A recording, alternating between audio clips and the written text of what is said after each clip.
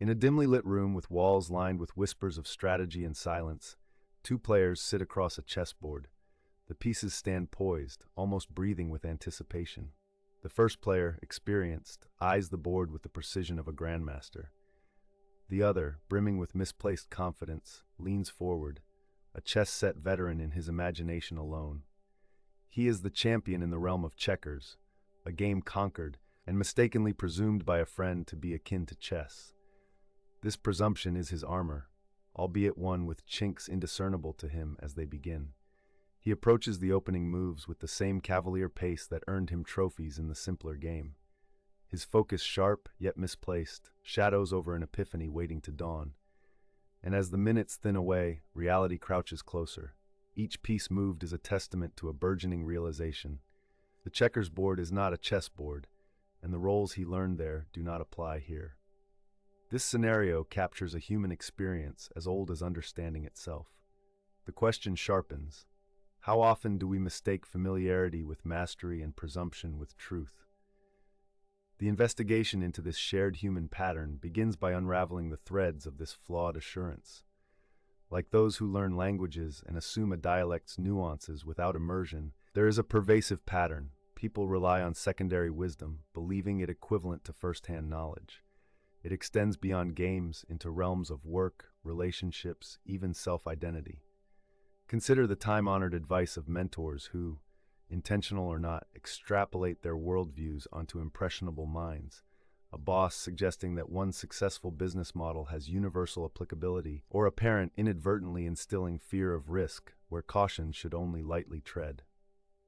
Orla, an economics student, recalls the time she ventured into stock trading.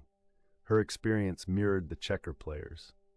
What she'd mastered in classroom simulations, playing theoretical markets as one plays Monopoly, led her to presume that the real-world stakes were a mere formal extension of the game she knew.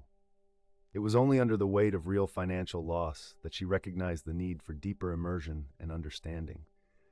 Yet there is no shortage of justifications for such misplaced confidence.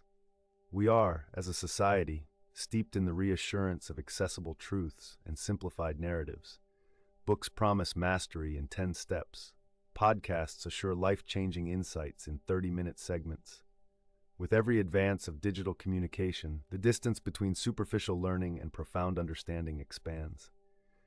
Psychologists suggest that humans are wired to seek shortcuts to comprehension, driven by a psychological comfort in reducing complexities to known quantities. The checkers player who thought chess followed suit was not merely misled by others, but also by an internal desire to transform complexity into certainty. But there is another layer in this human story, one that challenges the notion that the fault lies solely in naivete or presumption. What is overlooked in these narratives is the dance of accountability. The checker player was misinformed, yes, but his decision to accept knowledge untested reflects another overlooked aspect of human behavior, the tendency to relinquish personal accountability in the face of expedient truths. Herein lies the turning point. Responsibility is not a passive undertaking. It is an active engagement requiring us to delve, discern, and often doubt the comforting echoes of second-hand wisdom. It illuminates paths untrodden, paths requiring more than the footprints of predecessors but the personal touch of discovery. Let us return to the chessboard, now mid-match.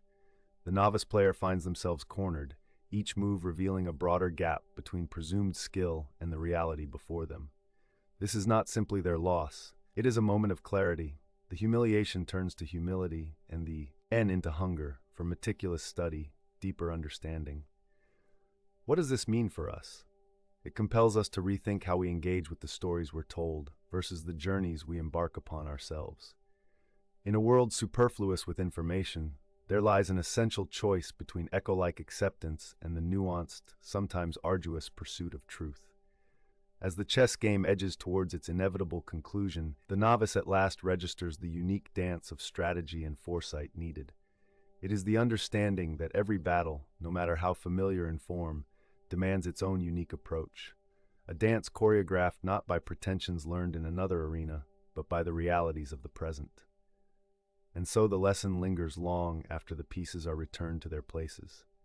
This ending lights a path for you, to question, to commit, and most importantly, to dare the unknown, not merely through the eyes of another, but through the full, unfiltered lens of your own truth. As the final move is made and the game concludes, an echo of previous encounters resonates in the mind. The novice reflects not only on the victory or defeat, but on the journey undertaken, realizing that the process itself has been the ultimate competitor. Each move became a teaching moment, where predictions were tested against reality, and the rhythm of play demanded attentiveness to nuance and subtlety.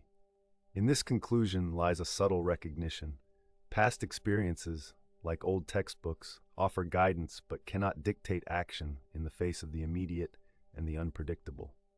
This realization suggests that true expertise arises not just from knowledge, but from the courage to blend intuition with experience, a wisdom that extends beyond the chessboard into the very fabric of the lives we lead.